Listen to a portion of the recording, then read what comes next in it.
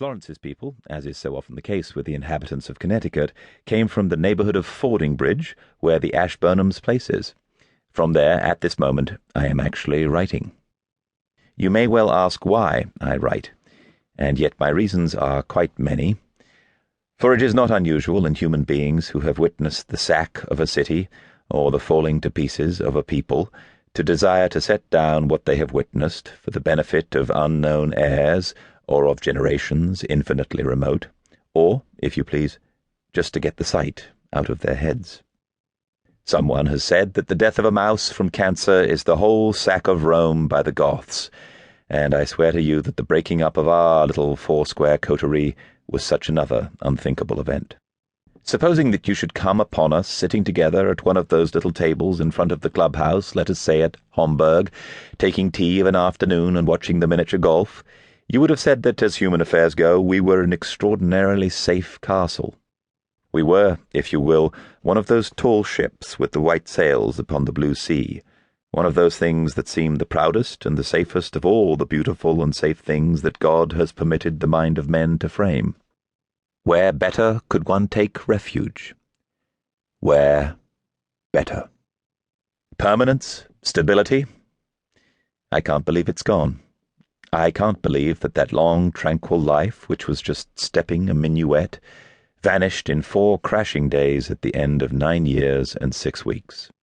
Upon my word, yes, our intimacy was like a minuet, simply because on every possible occasion, and in every possible circumstance, we knew where to go, where to sit, which table we unanimously should choose, and we could rise and go, all 4 together, without a signal from any one of us, always to the music of the Chur orchestra, always in the temperate sunshine, or, if it rained, in discreet shelters. No, indeed. It can't be gone. You can't kill a minuet de la cour. You may shut up the music book, close the harpsichord. In the cupboard and presses the rats may destroy the white satin favours.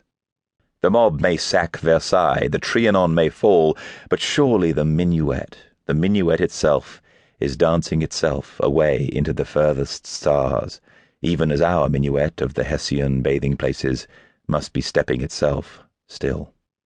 Isn't there any heaven where old beautiful dances, old beautiful intimacies prolong themselves? Isn't there any nirvana pervaded by the faint thrilling of instruments that have fallen into the dust of wormwood, but that yet had frail, tremulous, and everlasting souls?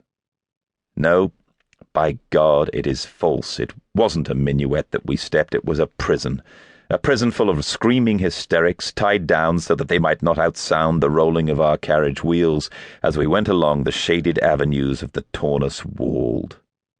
And yet, I swear by the sacred name of my Creator that it was true. It was true sunshine, the true music, the true splash of the fountains from the mouth of stone dolphins.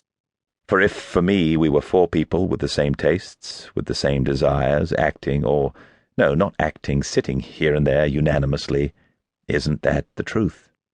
If for 9 years I have possessed a goodly apple that is rotten at the core, and discover its rottenness only in 9 years and 6 months less 4 days, isn't it true to say that for 9 years I possessed a goodly apple?